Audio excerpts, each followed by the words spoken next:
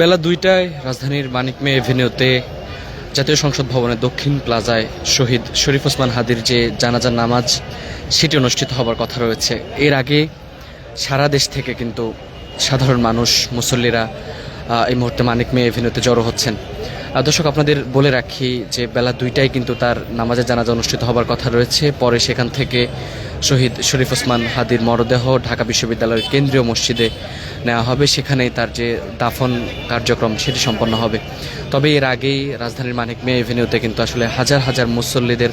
যে পদচারণা, মিছিলে মিছিলে কিন্তু আমরা দেখেছি যে তারা অংশ নিচ্ছেন। দর্শক, এই মুহূর্তে আপনাদের যদি বলে রাখি, শহীদ শরীফ ওসমান হাদির মরদেহ কিন্তু জাতীয় হৃদরোগ ইনস্টিটিউট থেকে যে ময়নাতদন্তের জন্য নেওয়া হয়েছে এবং সেখানে ময়নাতদন্ত শেষে হাদির মরদেহ জাতীয় সংসদ ভবনের দক্ষিণ প্লাজা অর্থাৎ মানিক মে এভিনিউতে নিয়ে আসা হবে। এখানে তার যে পরবর্তী নামাজে জানাজা সেটি অনুষ্ঠিত হবে। এর আগে আপনারা দেখতে পাচ্ছেন যে গতকালকে প্রধান উপদেষ্টা প্রেস উইং সূত্রে যেমনটি জানা গিয়েছিল, ঢাকা মহানগর পুলিশ অর্থাৎ ডিএমপি যেমনটি জানিয়েছিল যে শহীদ শরীফ ওসমান হাদির নামাজে জানাজায় যে নিরাপত্তা ব্যবস্থার কথা সেটি আপনারা শুনেছিলেন। আজকে আসলে তেমনটি দেখা যাচ্ছে যে জানাজার নামাজে প্রবেশ করতে কিন্তু নিরাপত্তা ব্যবস্থা পার করতে হচ্ছে। সঙ্গে যেসব ব্যাগ নিয়ে আসা হচ্ছে সেসবও তল্লাশির মাধ্যমে কিন্তু সেগুলো নিয়ে প্রবেশ করতে দেওয়া হচ্ছে। একই সঙ্গে আমরা যদি আপনাদের বলে রাখি যে মানিক মে এভিনিউ প্রবেশের যে দুটি পথ রয়েছে, দুটি পথেই বাঁশ দিয়ে ব্যারিকেড তৈরি করা হয়েছে এবং সেই ব্যারিকেড পার করে মুসল্লিরা প্রবেশ করছেন। অর্থাৎ প্রবেশের ক্ষেত্রে দেখতে পাচ্ছেন যে ব্যাপক নিরাপত্তা ব্যবস্থা রাখা হচ্ছে। সেই নিরাপত্তা চৌকি পার করেই কিন্তু আসলে মুসল্লি যারা নামাজে জানাজায় অংশ নেবেন তাদেরকে ভেতরে প্রবেশ করতে দেওয়া হচ্ছে। দর্শক, আপনাদের জানিয়ে রাখি যে গত শুক্রবার নির্বাচনী প্রচারণা চলাকালীন সময়ে গুলিবিদ্ধ হন শহীদ শরীফ ওসমান হাদি। এরপর তাকে গুরুতর আহত অবস্থায় প্রথমে ঢাকা মেডিকেল কলেজ হাসপাতালে নিয়ে যাওয়া হয় এবং সেখানে তার শারীরিক অবস্থার উন্নতি না হলে রাতেই তাকে রাজধানীর এভার কেয়ার হাসপাতালে পরিবারের সম্মতিক্রমে নেওয়া হয় এবং সেখানে পরবর্তীতে তার চিকিৎসা কার্যক্রম চলমান ছিল। কয়েকদিন চিকিৎসা কার্যক্রম চলমান থাকার পর শারীরিক পরিস্থিতি স্বাভাবিক না হলে স্থিতিশীল থাকায় তার যে পরবর্তী চিকিৎসা কার্যক্রম সেটির জন্য পরিবারের সম্মতি এবং রাষ্ট্রীয় পৃষ্ঠপোষকতায় শহীদ শরীফ ওসমান হাদিকে নেওয়া হয় সিঙ্গাপুর জেনারেল হাসপাতালে এবং সেখানেও আসলে বেশ কয়েকদিন শরীফ ওসমান হাদি চিকিৎসাধীন ছিলেন। সেখানে চিকিৎসাধীন থাকা অবস্থায়ও আসলে তার যে শারীরিক অবস্থা সেটি কিন্তু উন্নতি হয়নি, অর্থাৎ স্থিতিশীল অবস্থায় ছিল হাদির যে শারীরিক অবস্থা। এরপরে শহীদ শরীফ ওসমান হাদির একটি অস্ত্রোপচার হয় সিঙ্গাপুর জেনারেল হাসপাতালে এবং সেখানে তিনি ভেন্টিলেশনে ছিলেন। এরপরে আসলে তিনি গত বৃহস্পতিবার রাতে তিনি কিন্তু আসলে সেখানে দুনিয়ার মায়া ত্যাগ করেছেন এবং এরপরে তাকে সিঙ্গাপুর থেকে গতকালকে বেলা 3:30টায় শহীদ শরীফ ওসমান হাদির যে মরদেহ সেটি সিঙ্গাপুর জেনারেল হাসপাতাল থেকে ঢাকার হজরত শাহজালাল আন্তর্জাতিক বিমানবন্দরের উদ্দেশ্যে রওনা হয় এবং সন্ধ্যা 6টার খানিক সময় আগে হাদিকে বহনকারী বিমান বাংলাদেশ এয়ারলাইন্সের যে ফ্লাইটটি রয়েছে সেই ফ্লাইটটি হজরত শাহজালাল আন্তর্জাতিক বিমানবন্দরে অবতরণ করে এবং এরপর এখান থেকে বিমানবন্দর থেকে শহীদ শরীফ ওসমান হাদির মরদেহটি ঢাকা বিশ্ববিদ্যালয়ের কেন্দ্রীয় মসজিদে নিয়ে যাওয়ার কথা ছিল। ইনকিলাব মঞ্চ যেমনটি জানিয়েছিল যে শরীফ ওসমান হাদির মরদেহ এখান থেকে সরাসরি নিয়ে যাওয়া হবে ঢাকা বিশ্ববিদ্যালয়ের কেন্দ্রীয় মসজিদে। পরবর্তীতে তারা সিদ্ধান্ত থেকে সরে আসেন এবং শরীফ ওসমান হাদির মরদেহ নেওয়া হয় জাতীয় হৃদরোগ ইনস্টিটিউটের হিমাগারে এবং সেখানেই ছিল আজকে সকালে শরীফ ওসমান হাদির যে ময়নাতদন্ত সেটির জন্য তার মরদেহ কিন্তু হিমাগার থেকে অর্থাৎ জাতীয় হৃদরোগ ইনস্টিটিউটের হিমাগার থেকে ময়নাতদন্তের জন্য নেওয়া হয় এবং ময়নাতদন্ত শেষে তার মরদেহ কিন্তু সরাসরি রাজধানীর মানিক মে এভিনিউতে নিয়ে আসা হবে এবং মানিক মে এভিনিউতে তার যে জানাজার নামাজ বেলা 2টায় অনুষ্ঠিত হবার কথা রয়েছে সেটি অনুষ্ঠিত হবে। এরপর এখান থেকে তার রাজনৈতিক সহযোদ্ধা জানাজার নামাজে যারা অংশ নিয়েছেন তারা তার লাশ অর্থাৎ তার মরদেহটি নিয়ে যাবেন কেন্দ্রীয় ঢাকা বিশ্ববিদ্যালয়ের কেন্দ্রীয় মসজিদের পাশে এবং পুরো রাস্তায় আসলে মিছিলে নিয়ে যাওয়া হবে এবং শহীদ শরীফ ওসমান হাদি হত্যার বিচার দাবিতে তারা আসলে মিছিল করবেন বলে ইনকিলাব মঞ্চ জানিয়েছে এবং এরপরে সেখানে তাকে কবি কাজী নজরুল ইসলামের যে সমাধিটি রয়েছে সেই সমাধির পাশে শরীফ ওসমান হাদিকে আসলে শেষ বিদায় জানানো হবে, অর্থাৎ সমাহিত করা হবে। এবং এই মুহূর্তে যদি আপনাদের রাজধানীর মানিক মিয়া এভিনিউয়ের অবস্থার কথা বলি, আপনারা যেমনটি দেখতে পাচ্ছেন যে পুরো মানিক মিয়া এভিনিউতে নিরাপত্তা ব্যবস্থা রাখা হয়েছে, থরে থরে কিন্তু নিরাপত্তা ব্যবস্থা রাখা হয়েছে। মানিক মিয়া এভিনিউয়ের যে প্রবেশ পথগুলো রয়েছে প্রত্যেকটি প্রবেশ পথেই আমরা দেখতে পাচ্ছি পুলিশের সদস্য, অ্যাপিবিএনের সদস্যরা কাজ করছেন এবং ব্যাপক তল্লাশি করা হচ্ছে। ব্যাপক তল্লাশির মধ্য দিয়ে আসলে মানুষজনকে ভেতরে প্রবেশ করতে দেওয়া হচ্ছে। এবং গতকালকে আসলে এমনটি জানা গিয়েছিল যে শরীফ ওসমান হাদি জানাজায় যারা আসবেন তাদের নিরাপত্তা চৌকি পার করেই যেতে হবে এবং একই সঙ্গে আসলে তাদেরকে নামাজে জানাজায় আসার আগে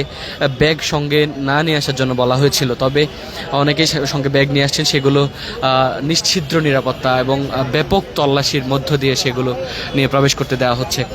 দর্শক দেখতে পাচ্ছেন যে বাঁশ দিয়ে একটি ব্যারিকেড তৈরি করা হয়েছে, সেই ব্যারিকেড পার করে মানুষজন যারা রয়েছেন তারা ভিতরে প্রবেশ করছেন এবং একই সঙ্গে আমরা দেখতে পাচ্ছি বাংলাদেশের জাতীয় পতাকা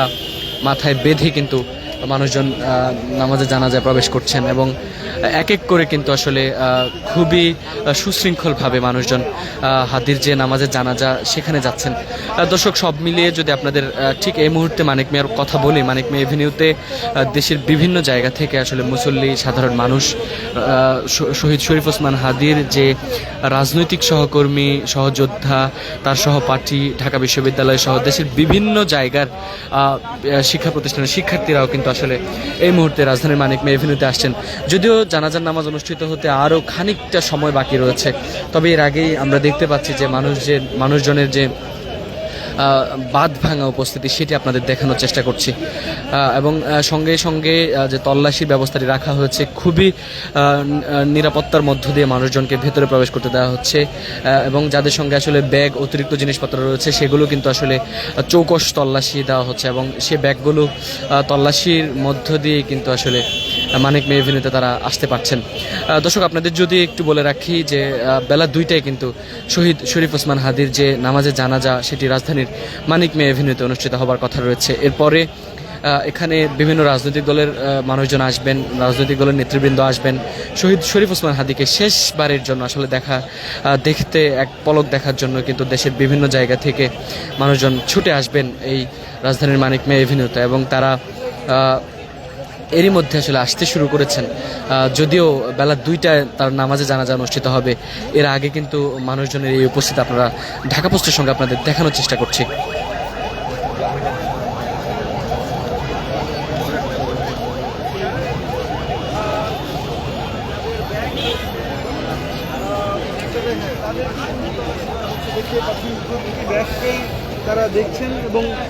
দর্শক এরই মধ্যে যদি আমরা আপনাদের একটু ভেতরের অবস্থা দেখানোর চেষ্টা করি,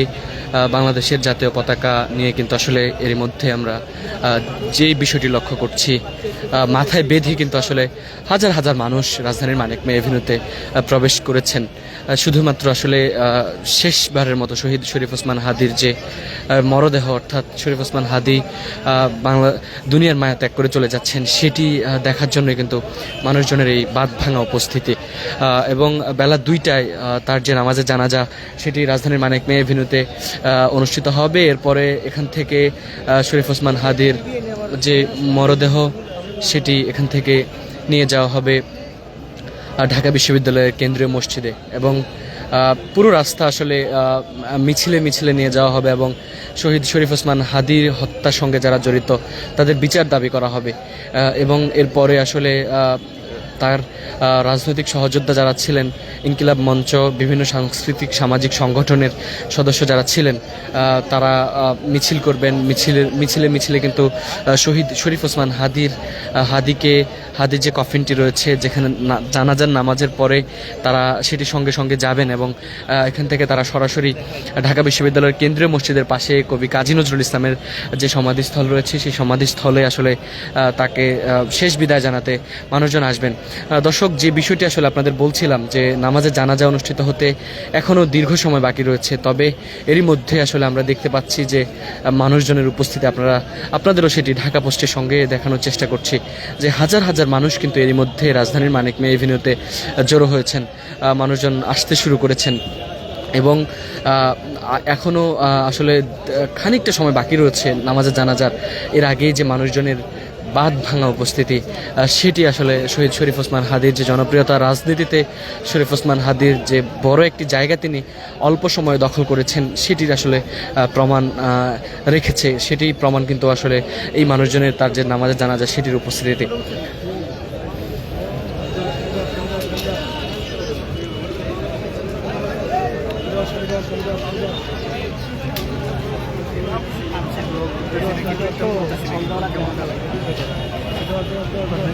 বলে